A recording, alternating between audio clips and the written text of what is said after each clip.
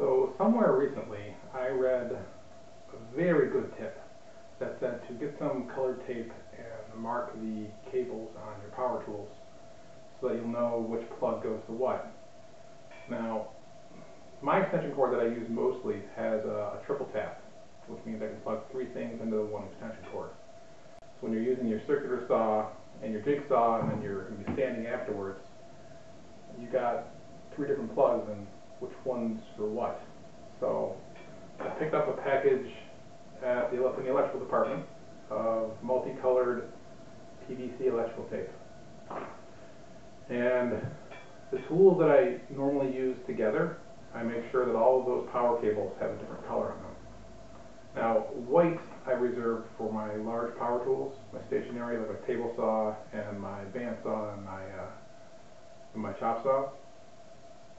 Yellow I'm reserving for my lights because I do have 2 lamps in my shop that I'm constantly plugging in and plugging into other places.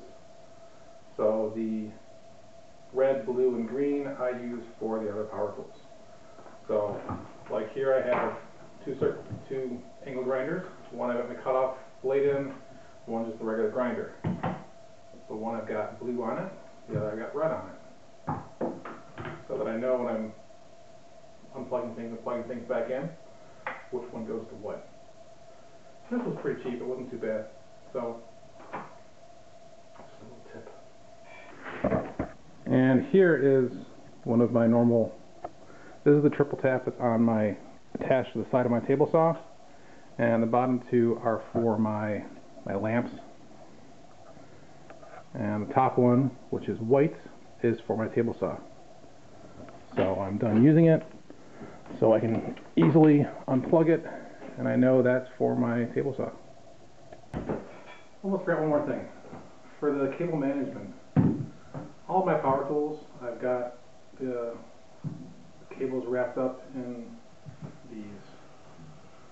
So they take a lot of abuse. They're constantly being, hit up against the plugs when I pull them off and put them on. But they've held up extremely well. I'm surprised at how well these have held up. And it's nothing more than a toilet paper roll wrapped in some red duct tape.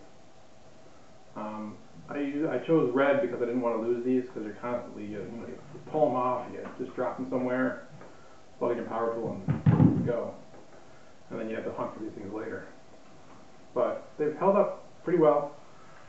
They go on pretty easy. This is one of the first ones I made, and like I said, it's held up pretty well. This is over a year old. I've discovered that you want to leave about 1/4 to 3/8 of an inch of just the regular paper roll without duct tape on it, because you actually want it to splay out a little bit as it's used. Makes it a lot easier to get it on and off.